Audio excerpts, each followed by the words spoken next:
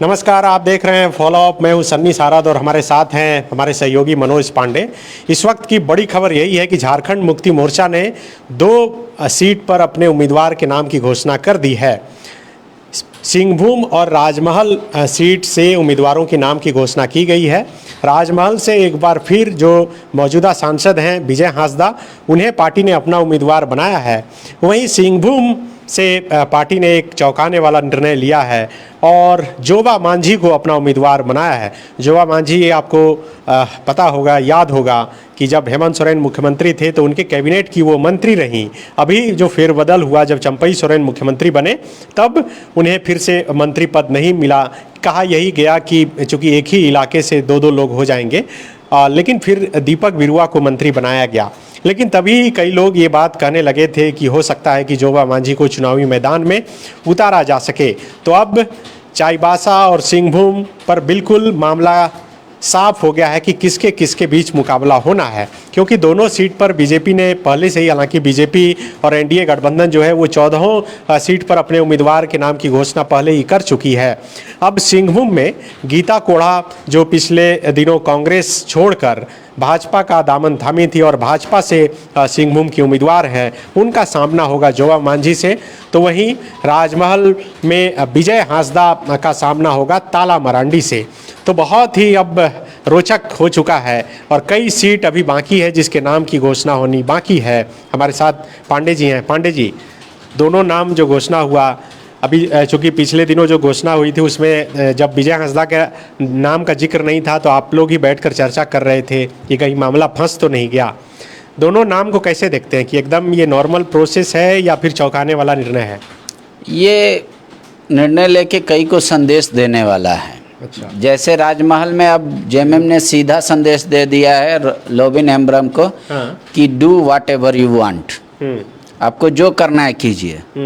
विजय हांसदा ही हमारे उम्मीदवार हैं। तो लोबिन नहीं चाह रहे थे क्या कि वो उम्मीदवार हों? हाँ, विजय हांसदा का विरोध कर रहे थे लोबिन हेम्ब्रम, और जेएमएम में सबसे कम उम्र से में विजय हांसदा सांसद बने थे। हाँ। तो लगातार 2 जीत के बाद वो चाह रहे थे कि इस बार किसी और को मौका मिले, लेकिन पार्टी ने तय किया कि विजय हांसदा को ही उम्मीदवार बनाया जाएगा और वो लड़ेंगे, उनके लिए वो सीट जीत कर लाएंगे। अब लोबिन हेम्ब्रम को डिसीजन लेना है कि वो क्या करेंगे, आपत्ति जताएंगे, बाबा से मिलेंगे, शिकायत करेंगे, या फिर वो निर्दलीय लड़ेंगे, या इस तरीके का कोई भी फैसला लेंगे। हालांकि लोबिन हेम्ब्रम की बातों पर उतना गंभीरतापूर्वक इसलिए विचार नहीं करना चाहिए क्योंकि उनका पल पल में डिसीजन बदलता रहता है। कभी वो विरोध में आ जाते हैं और कभी बोलते हैं कि जनता चाहेगी तो हम निर्दलीय भी मैदान में आएंगे, और कभी वो आपको समर्थन में भी दिख सकते हैं। ऐसा कोई निर्णय नहीं है, मतलब प्रगाढ़ निर्णय वो पहले नहीं लेते हैं।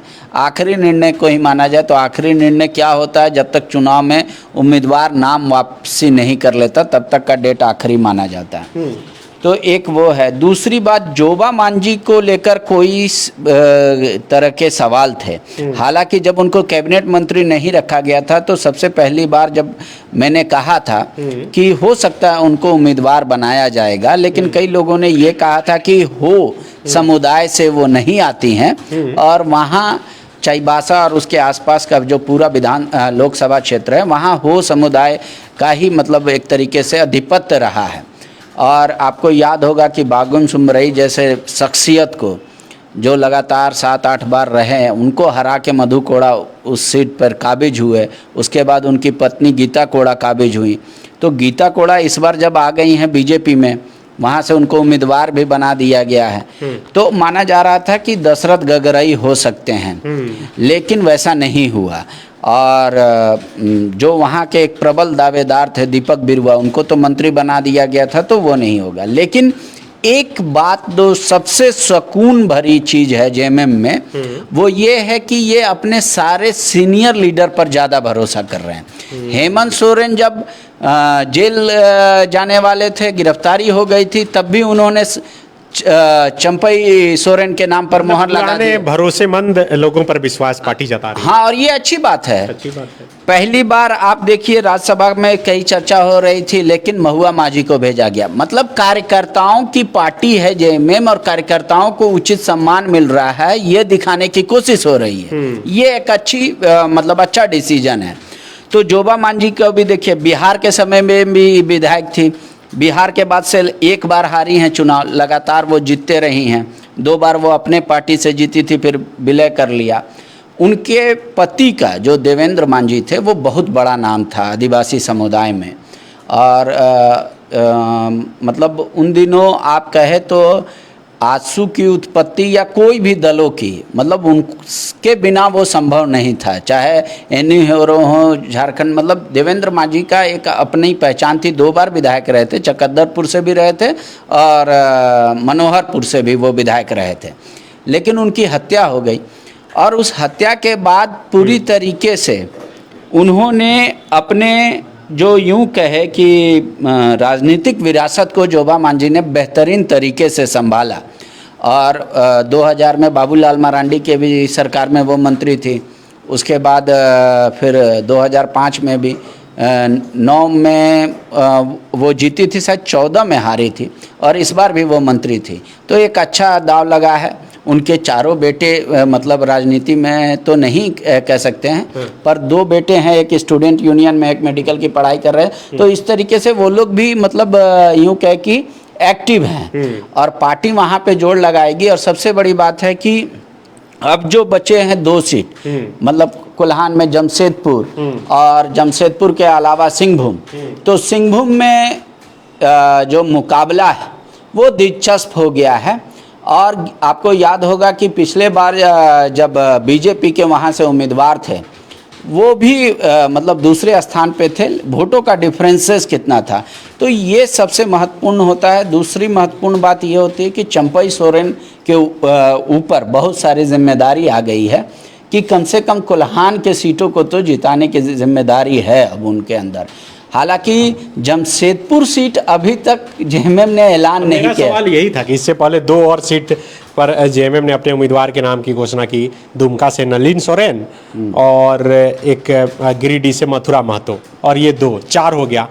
जेएमएम कोटे के हिसाब से एक सीट जो बचा वो जमशेदपुर को होल्ड करके क्यों रखा गया है? पिछले कई दिनों से कई तरह की चर्चाएं हैं, सही वजह क्या है? सही वजह है कुणाल सारंगी। मतलब जेएमएम का भी मन है? हाँ बिल्कुल, कई लोगों का मन है, कई लोगों का मन नहीं है, लेकिन आखिरी फैसला कौन लेगा? आखिरी फैसला हेमंत जी को लेना है। तो हेमंत जी से जब बातचीत होगी या उस संदर्भ में उनका कोई डायरेक्शंस आएगा, तब उस पर पार्टी विचार करेगी। अभी तक बातचीत नहीं हुई है? नहीं, उस सीट को लेकर पार्टिकुलर बातचीत नहीं हुई है, कॉमन बातचीत। हाँ, तो देखिए, पार्टी में आने से कुणाल सारंगी का किसी को एतराज नहीं है। कोई कह रहा उम्मीदवार बना के हम नहीं लाएंगे, तो कोई कह रहा उम्मीदवार बनाने में क्या दिक्कत है? वो तो 4 साल पहले हमारे पार्टी में ही थे, हमारे पार्टी से विधायक रहे हैं, उनका मूल शुरुआत जो है वो जेएमएम से है। तो इस तरीके की वेरिएशन जब होते हैं डिस्कशन में, तो निर्णय हमेशा आला का मान लेता है। जब क्लियर होता है कोई चीज़, जैसे विजय हांसदा क्लियर थे, दे दिया पार्टी ने, मथुरा महतो क्लियर थे, वो भी दे दिया गया। तो इस तरीके का जब भी निर्णय होता है तो आप अभी जो एक बात बोले कि पार्टी पुराने और सबसे भरोसेमंद चेहरे पर जो है भरोसा जता रही है और उसे उम्मीदवार बना रही है, या फिर जहाँ कहीं भी हो, चाहे वो राज्यसभा भेजना हो, चाहे सीएम बनाना हो, चाहे लोकसभा का उम्मीदवार बनाना हो, तो वैसे में तो फिर कुणाल सारंगी का नंबर कम हो जाएगा। लेकिन वहाँ पे हमेशा से सबसे बड़े उम्मीदवार के तौर पे खुद चंपई सोरेन रहे हैं, और चंपई सोरेन अभी मुख्यमंत्री हैं, उनको सांसद का चुनाव लड़ना नहीं है। तो अब कौन? तो किसका नाम चल रहा है? बहुत लोग हैं वहाँ पे।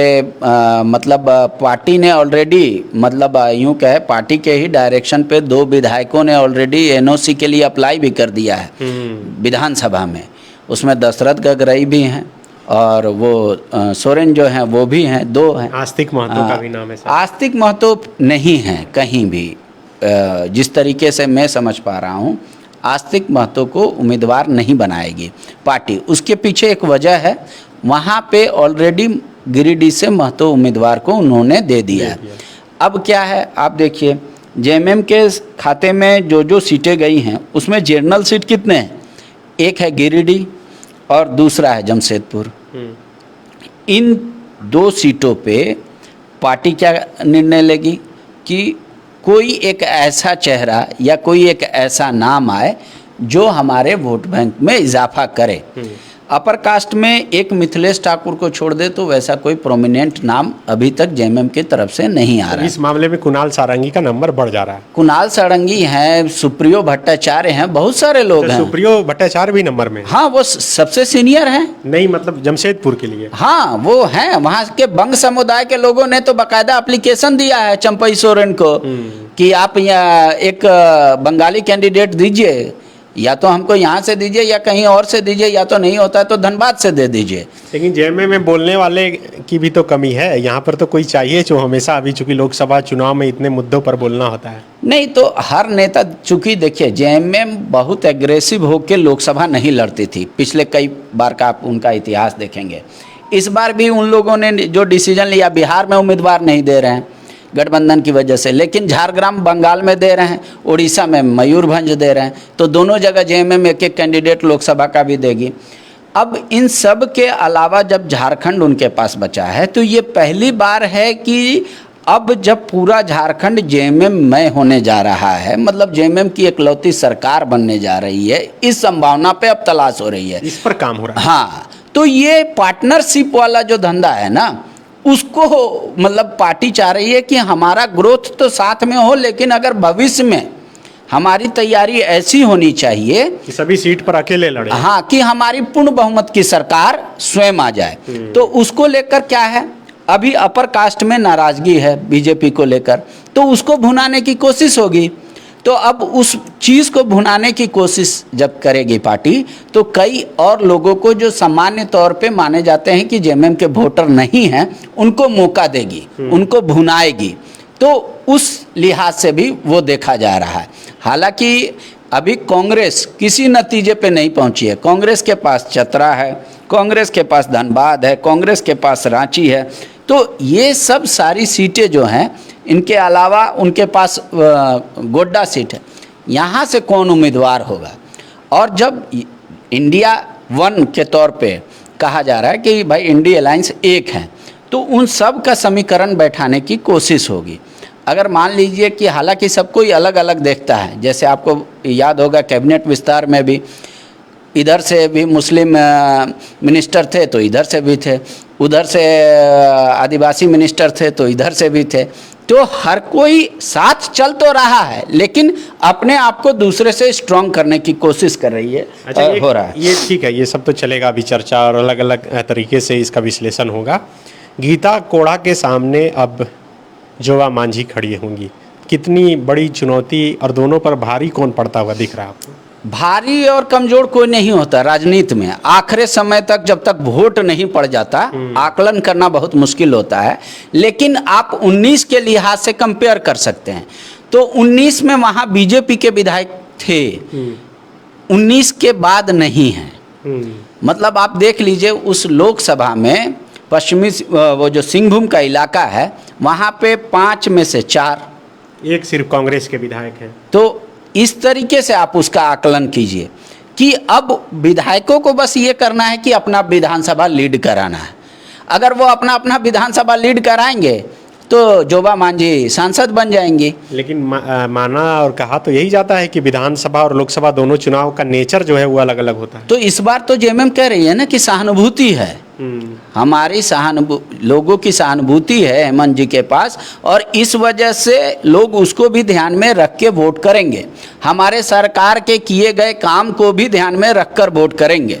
तो ये सारी चीज़ें हैं। हेमंत जी के जाने से जेएमएम को एक सबसे बड़ा जो परेशानी का सबब वो है कि उनके स्टार प्रचारक और पूरी तरीके से इलेक्शन को ऑर्गेनाइज करके लड़ने का जो एक मैनेजर आदमी चले, हाँ, वो उनके पास लैकिंग है। कल्पना सोरेन तो उसकी भरपाई कर रही हैं। कल्पना सोरेन स्टार प्रचारक हो सकती हैं, लेकिन वो बहुत अच्छी मैनेजर हो सकती हैं, चुनाव लड़ाने की तैयारी। अब ये है कि जो उनके बाद पार्टी में सेकेंड नंबर में था विनोद पांडे, मनोज पांडे, सुप्रियो भट्टाचार्य, सुदीप्य कुमार सोनू, इस तरीके के जो नाम हैं, मिथिलेश ठाकुर, आपको ये सब भी अब इन लोगों की अहम रोल हो जाएगी पार्टी के अंदर कि कहाँ किसका प्रचार कराना है, कहाँ नुक्कड़ सभा कराना है, हेलीकॉप्टर कहाँ लैंड करेगा। तो ये जो मैनेजमेंट देखेंगे लोग, और समय और तारीख का जो डिसीजन होगा उस पे डिपेंड करता है। तो स्टार प्रचारक तो उनके तौर पे आपको पहले भी जो जेएमएम के थे, अब वहाँ पे कल्पना जी का नाम जोड़ लोबिन दिया। हेम्ब्रम कितना मुश्किल खड़ा कर सकते हैं विजय हांसदा के लिए? लोबिन हेम्ब्रम अपने विधानसभा में ज़्यादा से ज़्यादा मुश्किल खड़ा कर सकते हैं। हाँ। तो लोबिन हेम्ब्रम, सबसे बड़ी बात यह है कि लोबिन हेम्ब्रम एक विधानसभा में है, लेकिन वहाँ पे वोटरों की संख्या अगर आप देखेंगे तो 60%, 72% वोटर जो हैं ऐसे हैं कि जो जेएमएम और कांग्रेस के कोर वोटर हैं। अब इस बात से समझना होगा। लेकिन जो वहाँ के लोबिन हेम्ब्रम का ऐसा दावा था, ये दावा मेरा नहीं है, क्लियर हो जाइए, कि वहाँ के मुस्लिम समुदाय के लोगों में विजय हांसदा को लेकर थोड़ी नाराजगी थी। क्यों? अब लोबिन हेम्ब्रम का कोई अलग तर्क होगा। वो हॉस्पिटल का एक तर्क बता रहे हैं कि वहाँ से गोड्डा चला गया, यहाँ का लोग धूल धक्कड़ खाएंगे और हॉस्पिटल वहाँ बना महगावा में, इस तरीके का वो उन्होंने शुरुआत किया था। तो अब इन सारी चीज़ों को क्या लोबिन हेम्ब्रम वाकई में भजा पाएंगे? लोबिन हेम्ब्रम लेकिन पूरे लोकसभा में घूम रहे हैं। तो अब ये माना जाना चाहिए कि चमरा लिंडा के बाद लोबिन हेम्ब्रम भी राह दोनों की अलग हो सकती है पार्टी में। हालांकि चमरा लिंडा के नाम पर कांग्रेस ने 2-3 बार आपत्ति दर्ज कर दी है कि वो सीट जब हमारे खाते में गई है लोहरदगा, तो चमरा लिंडा को मनाने की कोशिश करे जेएमएम, और संभवतः उस तक आगे बढ़ भी रही है। अब देखिए आधिकारिक ऐलान किसका कब क्या होता है, ये कह पाना फिलहाल मुश्किल है। कई कमेंट आ रहे हैं, वो भी हम लेना चाहेंगे। लिख रहे हैं कि जोवा मांझी को उतार कर डमी कैंडिडेट के तौर पे उतार दिया गया। ये उनका व्यक्तिगत राय हो सकता है। आप उनका वो तर्क दे रहे हैं, मलिक महतो हैं कोई, वो लिख रहे हैं कि हो बहुल क्षेत्र में संथाल को टिकट अगर लोग ये मानते हैं कि जाति भी अब सिर्फ एक मुद्दा है, एक छोटा सा मुद्दा हो सकता है, लेकिन वो बहुत बड़ा मुद्दा नहीं हो सकता है, क्योंकि आप पूरे देश में और पूरे इसमें देख लीजिए, तब तो सुबोध कांसाहे को यहाँ से कभी सांसद नहीं बनना चाहिए था। हमारे साथ लोबिन हेम्ब्रम जी जुड़े हुए हैं। लोबिन दा जोहार। जोहार। पार्टी तो ऐलान कर दिया विजय हांसदा का, आपका स्टैंड क्या होगा? पहली प्रतिक्रिया क्या कल हम ऐलान करेंगे? क्या चीज का? चुनाव लड़ने का कि पार्टी छोड़ने का? नहीं, चुनाव लड़ेंगे कि विजय हांसदा को मजबूती के साथ उनके साथ खड़े रहेंगे, ये ऐलान करेंगे। नहीं भाई, क्यों खड़े रहेंगे? हाँ। जब लोग उसको चाह नहीं रहा है तो 2 बार से सांसद कैसे बन रहे हैं वो? अच्छा, फिर आपकी बना के दिखा दे। इस बार भी कह रहे हैं कि लंबे मार्जिन से बनेंगे। क्या होगा नहीं होगा भाई, निर्विरोध करते हैं। इंडिपेंडेंट आप लड़ेंगे? बिल्कुल। लेकिन कोई कह रहा था कि झारखंड पार्टी में आपकी बात चल रही है, हो सकता है आप झारखंड पार्टी से? नहीं, हम कोई पार्टी में जाने वाले नहीं। तो आप जेएमएम कल त्याग देंगे, त्याग पत्र दे देंगे? क्यों त्याग देंगे? हाँ, क्यों त्याग देंगे? तो जेएमएम में लड़के और जेएमएम के रह के और जेएमएम के कैंडिडेट के खिलाफ आप चुनाव कैसे लड़ सकते हैं? आप अपना जेएमएम कार्रवाई करें। तो आप मतलब गुड़ खा के गुलगुल्ला से परहेज करना चाहते हैं? विधायक मतलब पद भी ना जाए और जेएमएम निकाल दे तब भी इस तरीके का आप निर्णय लेना चाहते हैं? नहीं, हम लड़ाई लड़ेंगे, इंडिपेंडेंट लड़ेंगे। लेकिन लोग बोल रहे हैं कि आप बीजेपी वालों से मिले हुए हैं, इसलिए ऐसा कदम उठा रहे हैं। कोई बता दे किनसे मिले हुए हैं? तो फिर आप हमेशा पार्टी के खिलाफ बोलते हैं। आप हमेशा बोलते हैं, ये तो आप लोग प्रचार करते हैं पार्टी के खिलाफ। पार्टी को मैं आईना दिखाता हूँ। आईना दिखाते? आप शराब नीति के खिलाफ सबसे पहला स्टैंड लेने वाले थे। स्थानीय नीति, नियोजन नीति के खिलाफ आप बोल रहे थे कि ओपन फॉर ऑल कर दिया। हम तो बोलते थे ना लागू करने के लिए। हाँ, आप शराब नीति वाला भी हमने विरोध किया था, क्योंकि गुरुजी का चला है। तो पार्टी जब निर्णय ले ली तो सुन लीजिए। हाँ, और इसके बाद स्थानीय नीति अभी तक नहीं बना, उसी को लिए हम आईना दिखाते थे। सदन में भी बोलते थे, बाहर भी बोलते थे, यहाँ के नौजवानों के हित में। तो आज ये तो तब बोलते ही थे, अब क्यों नहीं बोलेंगे? अपनी सरकार में नहीं बोलेंगे तो फिर कब बोलेंगे। लेकिन आप लोबिन जी बोलते कुछ हैं फिर होता कुछ है। आपको अभी सब कोई सुन रहा है, पूरा झारखंड सुन रहा है। आप ठीक ये है, बताइए मुझे कि पता है। कल आप क्या मैं करने जा सुनाना रहे हैं? चाहता हूँ। कल आप आपकी लोगों के माध्यम से मैं सुनाना चाहता हूँ हाँ कि वहाँ पर लोग चाह रहा है, सारे लोग चाह रहे हैं कि चेहरा बदलने के लिए। आप क्या चाह रहे हैं? सुनिए ना, पहले लोगों की राय जो हमने लिया है, लोगों का राय था कि यहाँ विजय हंसदा के बदले किसी अन्य चेहरा हो। मतलब आप खुद उम्मीदवार बनना चाहते थे? सुनिए, ले रहा था मैं इन लोगों से, अभी भी राय मशवरा आप कर ही रहे थे इतने दिनों से हर जगह। अब आप कल क्या करने वाले हैं ये बताइए। कल मैं घोषणा कर दूंगा भाई, निर्दलीय लड़ूंगा। आप निर्दलीय लड़ने जा रहे हैं, ये घोषणा कर रहे हैं? बिल्कुल। तो लोबिंदा, लेकिन एक बात है कि आप एक विधानसभा से हैं और वहाँ पे भी क्या प्रभाव रहेगा आपका, नहीं रहेगा हम कुछ। हम जानते हैं राजमहल लोकसभा हाँ 6 विधानसभा का होता है। हाँ 6 विधानसभा में हमारा एक विधानसभा है बोरियो विधानसभा। हाँ बिल्कुल। अभी 5 विधानसभा में हम जा रहे हैं और जाकर के लोगों से मशवरा ले रहे हैं। लोगों का यही कहना था कि चेहरा बदले। लोग क्यों आपको वोट देगा?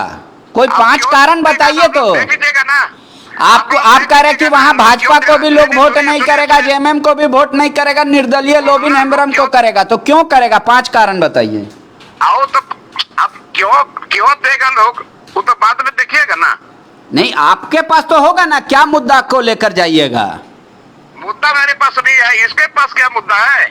उनके पास ये मुद्दा है कि वो मोदी के खिलाफ हैं, डट के खड़े हैं। जी आप 10 साल से रहे, अभी तक आपका चेहरा लोगों ने नहीं देखा।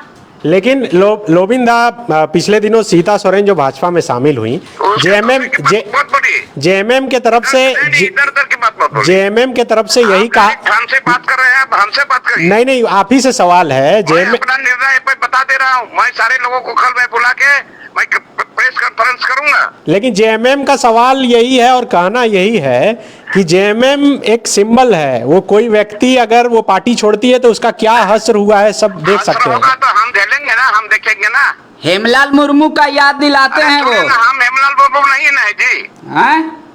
हम हेमलाल मुर्मू नहीं ना है। हाँ, लेकिन कहा कि कई एक लोग छोड़े हैं, बोले संथाल का एक उदाहरण दे। क्या हश्र हुआ वो अपराध जा रहे, लेकिन मेरा हश्र ऐसा नहीं होगा। तो क्या आप मान रहे हैं कि आप लोगों को पता है कि आपने 95 पे हमको लोगों ने टिकट नहीं दिया था? हाँ बिल्कुल दे दिया था, लेकिन वो विधानसभा का मामला था, ये लोकसभा का है। विधानसभा ही तो विधानसभा मिल करके है, 6 विधानसभा मिल करके है। देखिएगा ना क्या रिजल्ट होता है। तो मतलब आप क्या कहना चाह रहे हैं कि आप जेएमएम छोड़ के जिस तरीके से अर्जुन मुंडा स्थापित हो गए उस तरीके से आप स्थापित हो जाएंगे? हम लड़ेंगे, इंडिपेंडेंट लड़ेंगे। पार्टी क्या कार्रवाई करती है वो पार्टी समझे। जनता आपको वोट देगी कि नहीं, ये मेरा सवाल है। पार्टी तो जो करना होगा के साथ, मैं दावे के साथ बोल रहा हूँ, जनता हमको भरपूर वोट देगी और ये तीसरा में रहेगा। अच्छा जी, मैं दावा के साथ बोल रहा हूँ। त्रिकोणीय मुकाबला आप करने जा रहे हैं? त्रिकोणीय होगा या क्या होगा, बट हम जनता से राय ले चुके हैं और इसीलिए हम दावा के साथ बोलते हैं। एक आखिरी सवाल है मेरा, कल सुबह तक ये निर्णय आपका नहीं बदलेगा, इस बात की गारंटी है? क्योंकि 24 में नहीं बदलेगा, कभी नहीं बदलेगा। ये आखिरी आपका ऐलान माना जाए। यानी और कौन बोलता है कि बीजेपी के साथ मिला हुआ, ये भी तो आप लोग थोड़ा सा बताइए। यहाँ तो चर्चा है, सब कोई बोलता है। बड़ा मुश्किल बात है, कोई चर्चा कर देगा, उसी पे आप लोग विश्वास कर क्योंकि आप उन्हीं की भाषा में बात करते हैं, इसीलिए विश्वास नहीं कर रहे हैं। ठीक है दादा, जोबा मांझी को भी उम्मीदवार बनाया गया है, क्या कहेंगे? छोड़िए ना, हम दूसरे का, हम किसी पर हम कमेंट नहीं करना चाहते हैं। आज अभी से आप पार्टी का त्याग कर रहे हैं मन से? अरे हम लड़ेंगे भाई, आपको बता देने का है, बातों को इधर उधर घुराते रहते हैं आप लोग। ठीक है, धन्यवाद दादा। तो बिल्कुल ये लोबिन हेम्ब्रम वही बात बोल रहे हैं कि हम पार्टी छोड़ेंगे नहीं, निर्दलीय लड़ने की घोषणा कल करेंगे। वो एक्चुअली देखिए, पार्टी छोड़ेंगे तो उनको विधायक पद से भी इस्तीफा देना पड़ेगा और पार्टी निकालेगी तो उनकी विधायकी बच जाएगी। तो ये दोनों अंतर आप समझिए। हालांकि उन्होंने कह दिया है कि वो जो निर्णय ले रहे हैं वो सोच समझकर ले रहे हैं और कई लोगों से राय शुमारी के बाद ले रहे हैं, लेकिन क्या ये आमने सामने की टक्कर में त्रिकोणीय मुकाबला बना पाएंगे? ये सबसे अहम सवाल है। झारखंड की धरती से आज तक 2 निर्दलीय सांसद ही बन पाए, इंदर सिंह नामधारी और मधु कोड़ा। तीसरा आज तक कोई निर्दलीय सांसद नहीं बन पाया है झारखंड की धरती से। तो क्या उस कद को हासिल कर लिए हैं? ये सबसे अहम सवाल है। तो इस तरीके की कई बातें हैं। अब देखिए कल जब ये ऐलान करेंगे तो उस दौरान क्या मीडिया को संबोधित करेंगे, लोगों को क्या संबोधित करेंगे, तो इस तरीके की जब बात आएंगी। लेकिन ये बात तो शुरू से ये कह रहे थे कि विजय हांसदा के खिलाफ है, लेकिन जो वो एक आरोप लगाते हैं कि विजय हांसदा को लोगों ने देखा नहीं है। लेकिन विजय हांसदा के मतलब जिस परिवार से आते हैं, जिस लेगेसी को वो मेंटेन करते हैं, वो आप समझ लीजिए वो कांग्रेस के इनके पिताजी बहुत बड़े नेता थे, थॉमस हांसदा। और विजय हांसदा उस बात को जानते हुए जेएमएम ज्वाइन किए। और इनके परिवार की विरासत में भी एक अपना वोट बैंक है। जब थॉमस हांसदा निर्दलीय लड़ गए थे तो थॉमस हांसदा वहाँ इतना वोट काट लिया था कि बीजेपी की जीत हुई थी। तो बिल्कुल देखिए, अब हर सीट का जो मुकाबला है वो दिलचस्प होते जा रहा है। आज जो 2 सीट पर उम्मीदवार के नाम की घोषणा जेएमएम की तरफ से की गई है, राजमहल और सिंहभूम। राजमहल से विजय हांसदा और सिंहभूम से जोवा मांझी को पार्टी ने अपना उम्मीदवार बनाया है। और इसी लाइव के दौरान हमने लोबिन हेम्ब्रम से बातचीत की, जिसके कारण विजय हांसदा के नाम की घोषणा में इतनी देरी हुई। और लोबिन हेम्ब्रम ने साफ कहा कि वो निर्दलीय लड़ेंगे।